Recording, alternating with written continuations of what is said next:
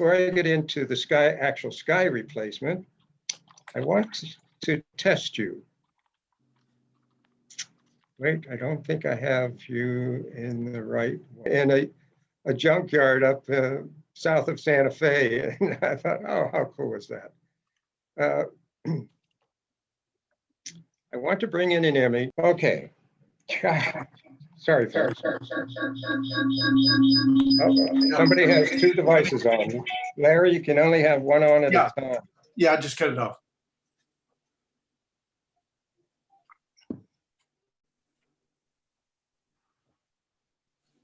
Before you do anything, Okay. before you start to do any kinds of enhancements to an image, I recommend that you address some of the basics of it. For example, on this image, you know what I would do to this first. What is that? Flip it.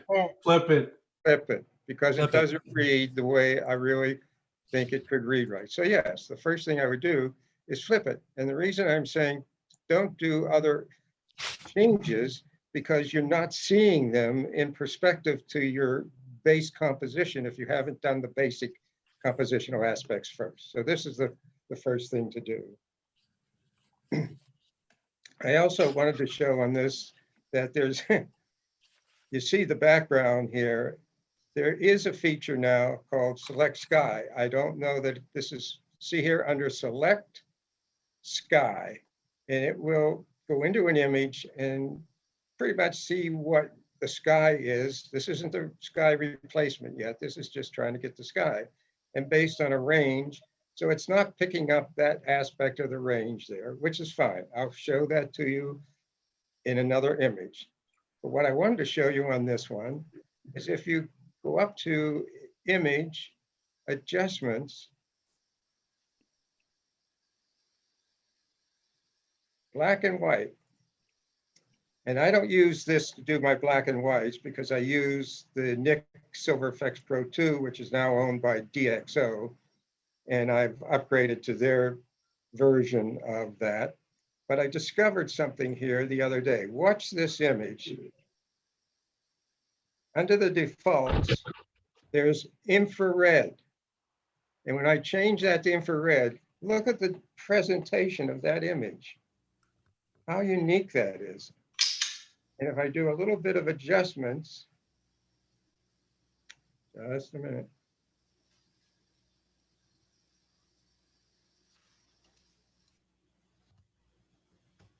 A little bit more contrast. That really creates a very striking black and white image. You should try, play around with some of your images. Go up to, I'll do it again. You go up to Image, go through history here. I flipped it. Image, Adjustments. Black and white. Default. And there are a number of them. High contrast blue, so on, lighter, dark, maximum blacks, all those. You should try some of those. Wow. And I just picked infrared. It brought out an interesting aspect of that. Do it again.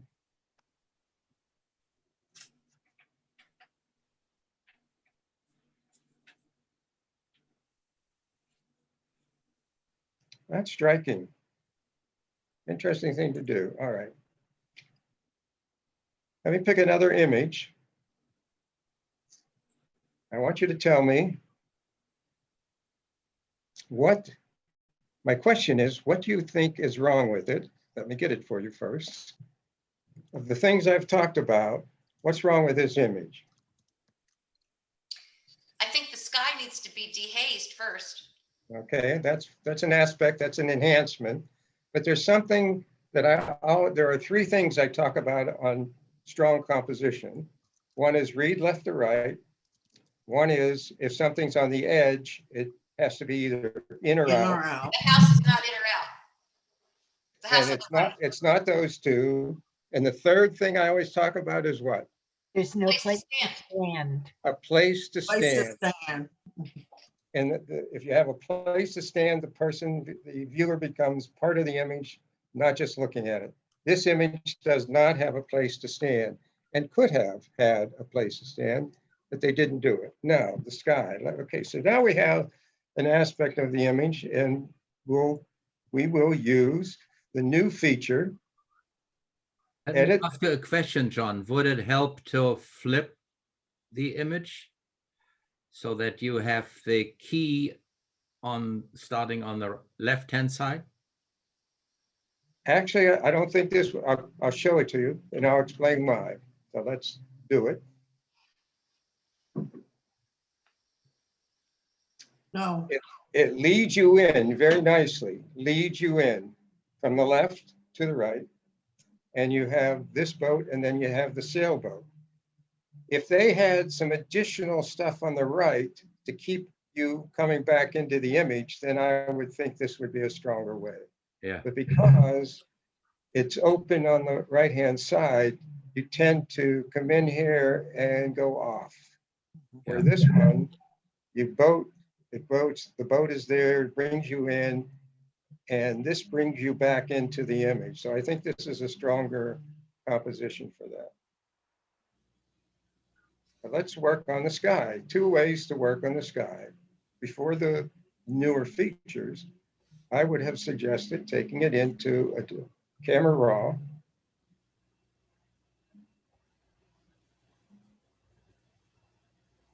And in the basic tab, which is the one at the top, the dehaze slider. Now, the dehaze slider will adjust the blues and the haze throughout the whole image. So in this case, it will work on the sky and the water at the same time. I may or may not want that to be the case, but that was a good thing to do, is to do the dehaze. Maybe do some clarity, open up the shadows a little bit. Very good. Much better than the original. Watch, open, much more 3-dimensionality. Now let's look at what Photoshop has done for us in relation to replace the sky. You go to edit, come down to replace the sky. I'll show that to you again as soon as it catches up here. Edit. I didn't select the sky, anything. I just said, please replace the sky. Sky replacement. And it brings up this panel. And at the top in the center, you see that sky, and it will automatically put that sky into your image. That is not a color that will work for this image. So you do a little drop down next to that, and it shows you all the images that are available. And if you don't see these in your version, come to this little gear, click on it, and say append default skies. And that will bring all the skies in that came with the package. So in this case, I would want one of the lighter blue skies. And we'll pick, maybe we pick this one.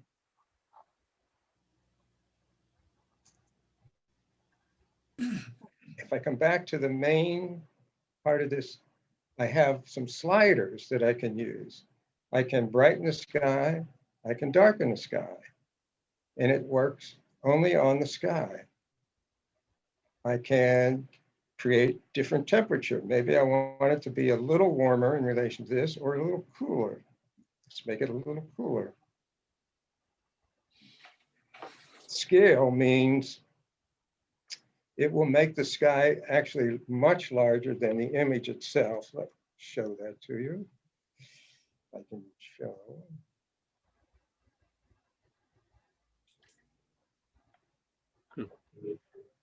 See, it scales it up, but I don't want that in this case, so I'll come back down here. I'd like it a little more than that, so I'll scale up. Now I'm just adjusting it on how I want it to work with the mountains. And actually, we could flip it if I wanted. So if I click that, it'll flip it the other way. In this case, I think it works better the way it was. And you can have a drop down for foreground because sometimes if you're adding a very warm upper sky, you may need to do some lighting adjustments and color management of the foreground. And you just work with a little bit. I'll move this one up and you can see what happens to the foreground a little bit.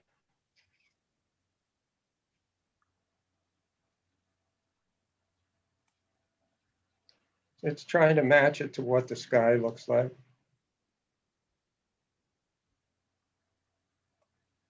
That's a little brighter.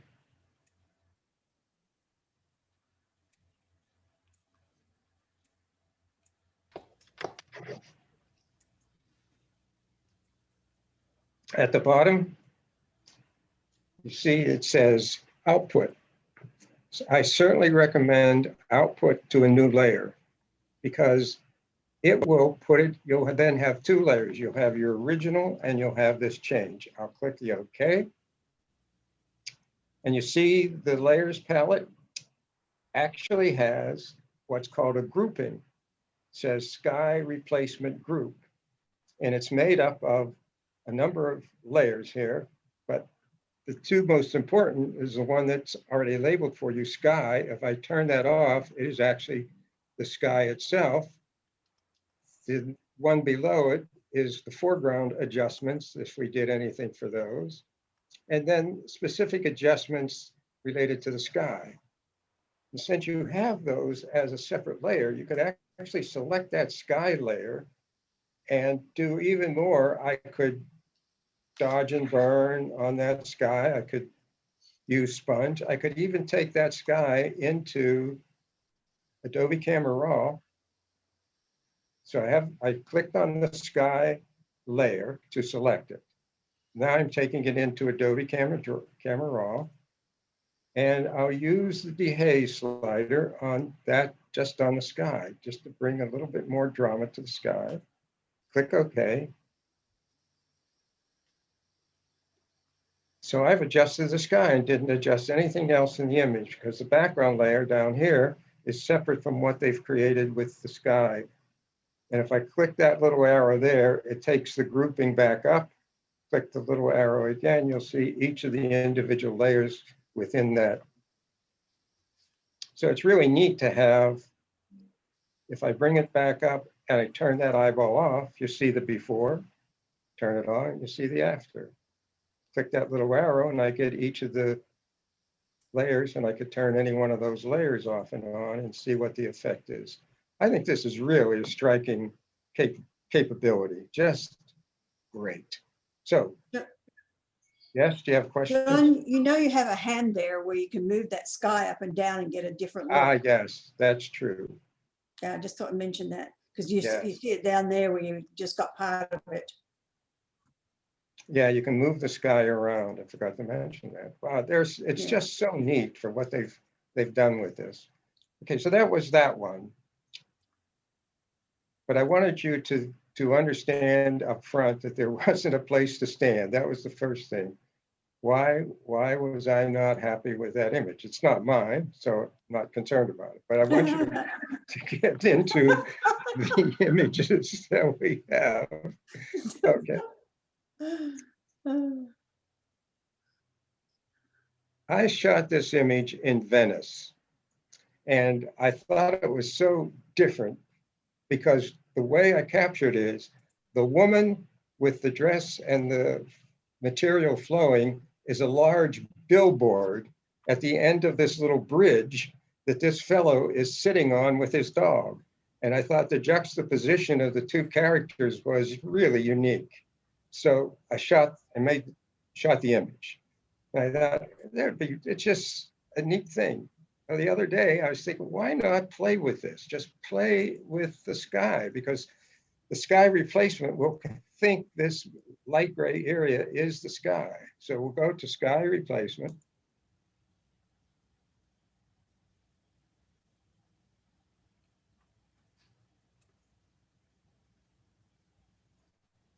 Wow.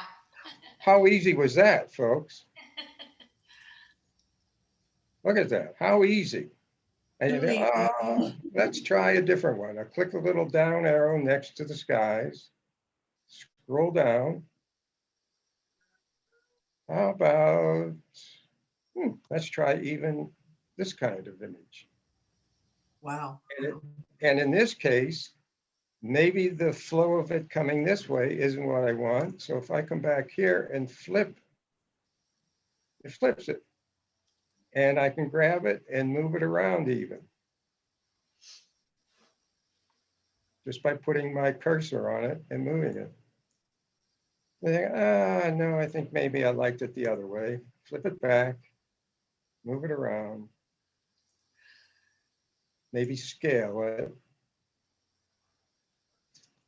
Look how different this is. Just so easy to create something entirely different. Let me see a different sky. How about this one?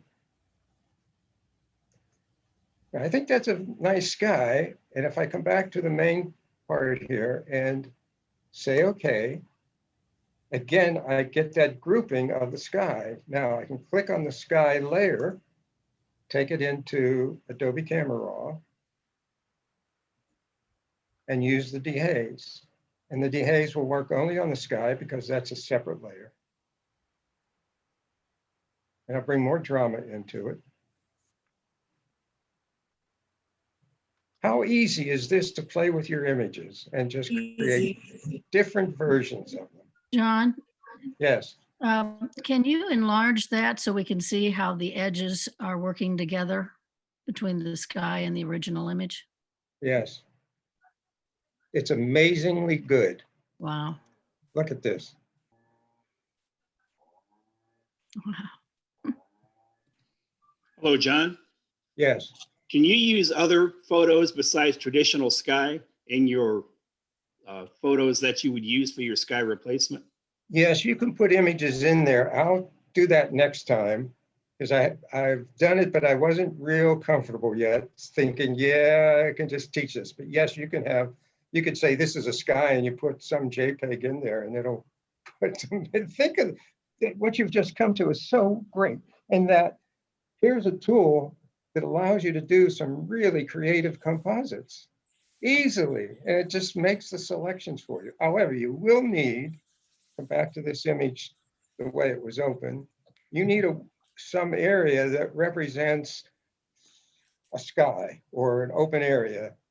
And that first image I had that we flipped, it was really the vineyards in the background, and it did not recognize that as a sky area because it had texture and detail in that area. Here, it's all smooth all the way through.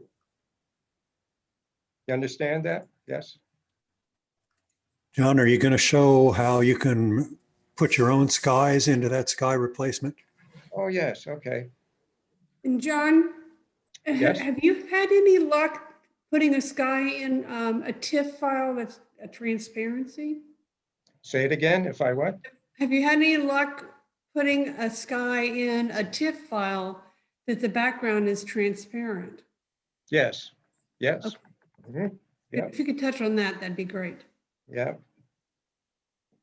This is how I shot it. That sky is really there.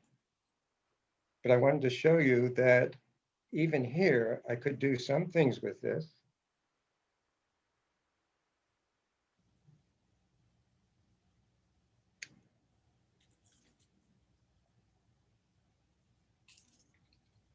Don't want that sky with it, but I could come down to one of these other skies.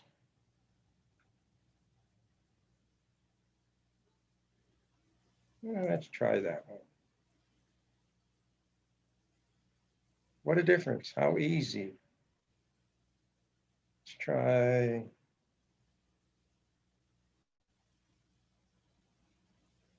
This one. And, oh, to answer your question of putting skies in, down at the bottom here, you see the little plus sign in the square. If you press that, you can tell it what image you want to bring in and make it a sky image. That's why I'm saying you can take any, and I'll play with that the next time, but that's how you add additional skies. And I sent to a number of you 50 different cloud images. And if you want, I have I'm willing to give, give away 50 cloud images. I noticed the other day that Matt Klaskowski was selling 25 of them for $30. I'll send you 50 for free. Just send me an email, tell me you want the clouds, and I'll send them to you. And then you can add clouds by going here, clicking on the image and saying, okay. John, That's I how- don't think I fully understood what you meant. You click on there and it'll bring in another photo. Will it just choose the sky? Well, here, let me do it for you. Now I'll go to my clouds.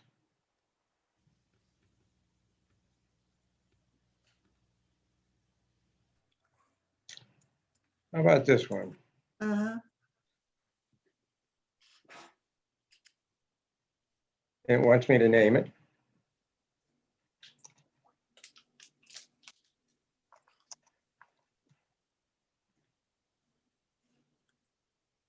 And there it is. Now Is it it's in the already there? collection. Now it's in the collection of clouds. Oh, okay. See that? Uh-huh. Here it is. John, you Okay, were good. so kind and sent me the 50 images. Do I have to upload each individual images into I the? don't know that yet. I think you can click on multiple images at a time and it will bring them in, but I haven't done it yet, so I. Yeah, actually, John, you can only do one at a time. Oh, okay.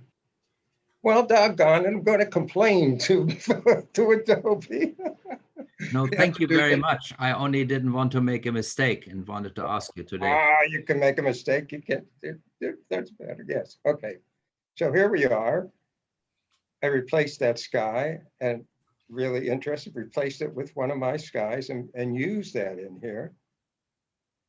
And I can, as I said before, do any kinds of adjustments up here. This is so creative and so easy to use in so many ways, but also new layer. And now I can adjust that sky layer any way I want. I can adjust the foreground differently. Could do an adjustments and maybe do a levels adjustments on the foreground. Open it up a little bit, darken it a little bit. Just so easy to do what at one time were very complex kinds of adjustments to do this. John, what kind of files are they? Are they JPEG?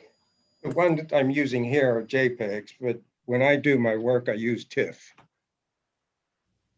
I'm working from a raw file that I shot. I bring it into Bridge.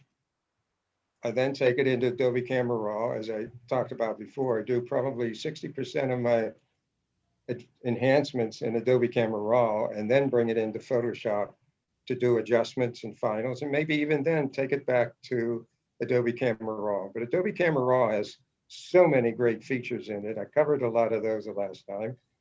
So in fact, let me ask you to, if you are interested in seeing some of these things again, whatever they are, whatever technique you're interested in, send me an email so I know what I can include. Otherwise, I just pick some topics and create a class. But I prefer to present those that you would like to see again or feel more comfortable. So send me an email to tell me what you'd like to see.